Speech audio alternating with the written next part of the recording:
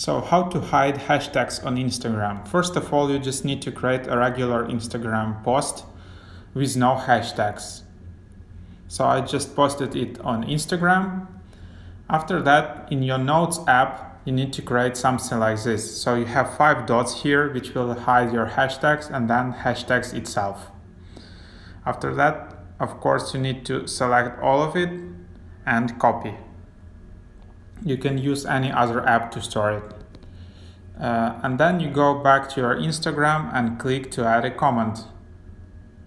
Add a comment, paste, and then just post. And after that, let's just go back to it.